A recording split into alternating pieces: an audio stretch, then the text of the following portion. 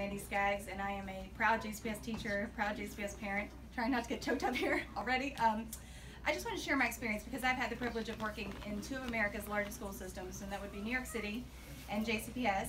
And there's fundamental difference between New York City's Department of Education and JCPS, and that is in New York City you do have neighborhood elementary schools. And I would like to share what that looks like for everybody because I taught in the South Bronx of New York and I also taught in Park Slope, Brooklyn. And where I started in the South Bronx, there was a very high concentration of poverty. And as a teacher, and I apologize, but well, we have a moral obligation to look out for the social welfare of our students. And when I taught in the South Bronx, I felt like I was drowning.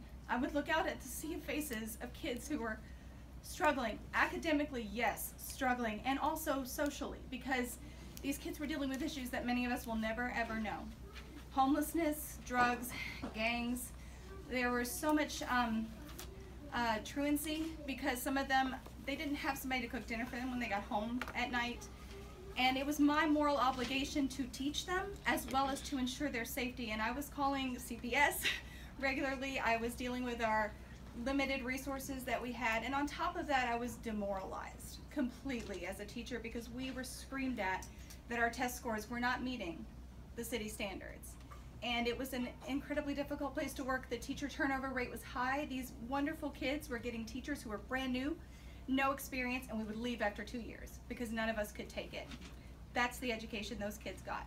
When I went to Park Slope, Brooklyn, it was a very different experience because that is a very white, affluent neighborhood. These are both public schools. And in that school, we had Alvin Ailey Dance Theater come in to teach our kids. We had an affiliation with the Brooklyn Museum of Art. We had a community garden. We went to Philadelphia every single year as a teacher. I was treated like I was an expert in my field and given time and space. And when my kids did well, I was celebrated, even though, let's be honest here, their parents had the means to make sure that every single kid in that room was going to succeed. And I left ultimately because I was not fulfilling my moral obligation. Those kids are wonderful, but they did not need me. And I work now at Farnsley Middle School, and to me, this is the most perfect place because it is the most diverse school I've ever worked in, and I have the privilege of working with our neighborhood kids, and I have the privilege of working with kids all over the city.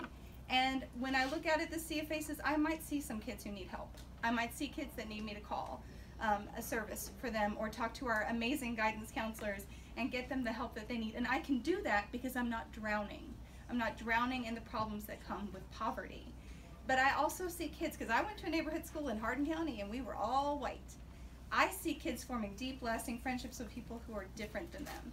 And to me, that is going to lead to a future that is much brighter for us because they are not going to have to unlearn some of the things you have to learn when you grow up in segregated schools. So thank you for your time.